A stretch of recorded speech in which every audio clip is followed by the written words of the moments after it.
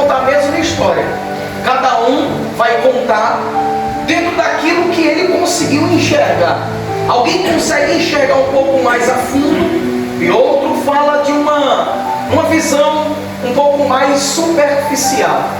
Partindo desse ponto, os estudiosos costumam separar esses 4 evangelhos em 2 classes.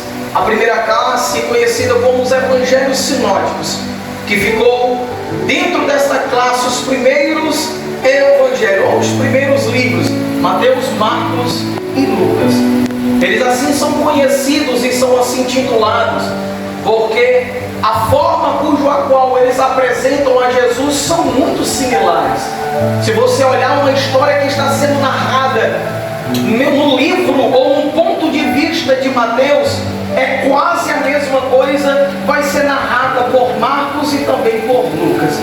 E a segunda classe é conhecida, tida como o Evangelho profundo. Apenas o Evangelho de João está lá.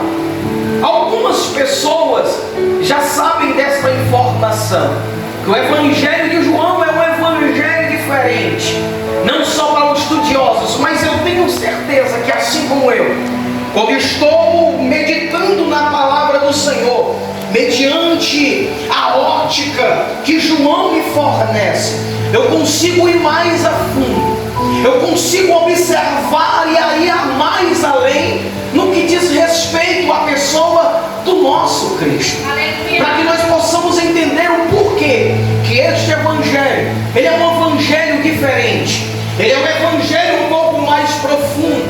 Precisamos entender algumas coisas, eu não vou me deter muito, porque eu entendo que isto é uma pregação e não um simpósio bíblico, e depois de minha fala vai haver ainda um grande banquete, que é aquilo que faz com que nossos pés sejam direcionados até a casa de Deus. É o banquete, aleluia, que vai fazer um memorial daquele a qual o sacrifício a qual Jesus Cristo tem feito por mim e por ti. Mas um ponto que precisamos de certa forma ponderar é que quando João vai escrever este livro, os apóstolos, os seguidores de Cristo, quase todos já estavam mortos pela via dolorosa do martírio. Os evangelhos já estão circulando nas igrejas há cerca de 20 anos. É neste momento, pastor Ebinardo, que vai se levantar um grande problema, não um problema externo, porque a igreja, ela se dá muito bem com problemas que estão lá fora, porque o problema que está lá fora, a igreja aqui dentro já está preparada contra o pecado, idolatria e entre essas coisas, os nossos altares nos preparam para isso. Mas a igreja naquele momento, lá no princípio ainda, na fundação deste quesito de adoração, no templo do Senhor, estava passando por um problema, e o problema não era externo, o problema era interno. Meu Deus.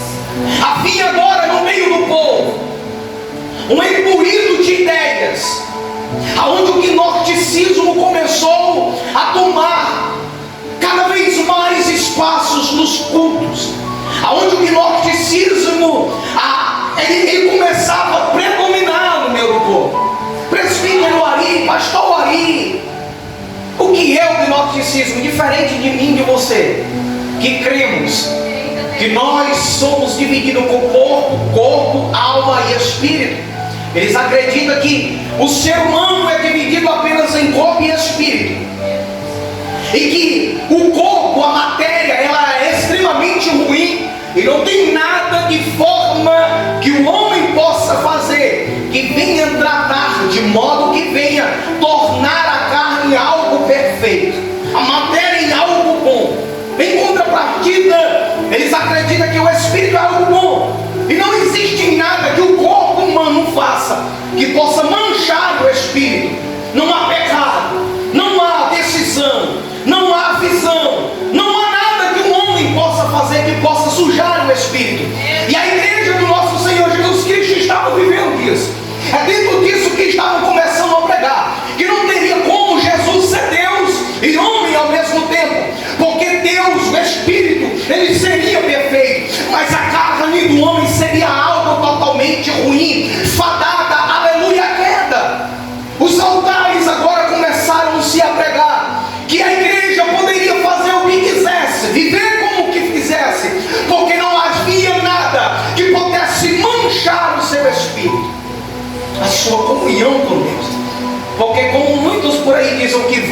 o coração. Porque Deus está querendo o coração, como se no céu houvesse um açougue. O interessante é que quando João vai escrever, a proposta de João mediante esta ideia é mostrar que o nosso Jesus, diferente do que está sendo pregado, ele é 100% homem e ele também é 100% Deus. É por isso que quando ele vai começar a escrever, observe, quando você chegar em casa, eu lanço um desafio para você. Coloque como propósito fazer a leitura deste evangelho. Não sei quanto tempo vai durar, mas coloque como propósito e veja o que o Espírito Santo vai fazer em sua vida. A ideia dele é que em todo o livro você pode observar que ele vai em um dado momento mostrar Jesus como 100% homem, mas em um dado momento ele vai mostrar Jesus como Deus. E para que você entenda que não é meras palavras minhas ou pensamento meu, olha como que se inicia o seu evangelho. Ele mostrando Jesus na sua natureza divina, como Deus. Ele vai dizer, no princípio, ele era o Verbo. Oh, aleluia! E o Verbo estava com Deus. Melhor ainda, além dele estar no princípio e estar com Deus, ele também era Deus. Mas ele vai mais além ainda, por quê? Porque ele diz que porque sem ele, nada do que foi feito teria poder de se fazer. Jesus como Deus.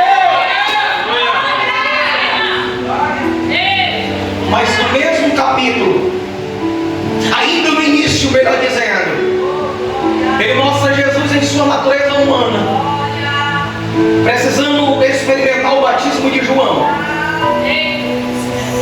E depois do batismo de João sendo levado até o deserto para ser tentado pelo diabo.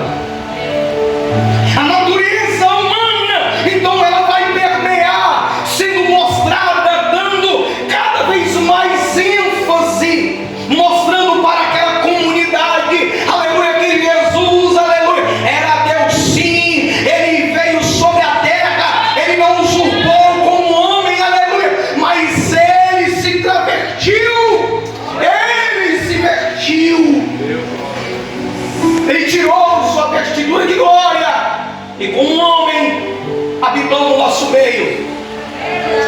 Foi limitado em todas as nossas limitações, mas ele não pecou de forma nenhuma. E ele ainda diz ainda para mim e para você, no mundo vocês vão ter aflição. Eu tive aflição, mas eu tenho uma ótima notícia. Tem de bom ânimo, porque eu venci o mundo como homem e vocês também há de vencer. Nos últimos momentos de Cristo na terra, também vai ser empregada esta visão de mostrar Jesus como homem, como Deus e como homem. O capítulo de número 13, ele inicia-se, ele mostrando que Jesus em sua natureza divina, ele entendia e percebeu que o seu momento de partida teria chegado. Obrigado, meu irmão. Agora, queridos, quando eu olho para isso, eu fico maravilhado. Obrigado, filho. O equilíbrio do nosso Senhor Jesus. Ele entende que a sua hora chegou, mas o texto vai dizer que ele tem amado os seus, ele amou até o fim. Abre aspas para mim poder fazer-te uma pergunta: como que tem sido o teu amor para com o próximo? Como é que tem sido a minha convivência de amor para com o próximo? Geralmente o amor, aleluia, que nós estamos habituados a ver, é aquele amor cujo qual eu não posso errar de forma nenhuma, para que não mude o pensar de alguém ao meu respeito. Só que Jesus, ele está dizendo, que João está dizendo, que Jesus tendo amado, ele amou o pastor até o fim. Ele amou até o fim. E o que foi que aconteceu na Santa Ceia? Qual foi as coisas que aconteceu na Santa Ceia? Como Deus Jesus tinha visto tudo. Aquele que estava metendo a mão no prato ia vender ele.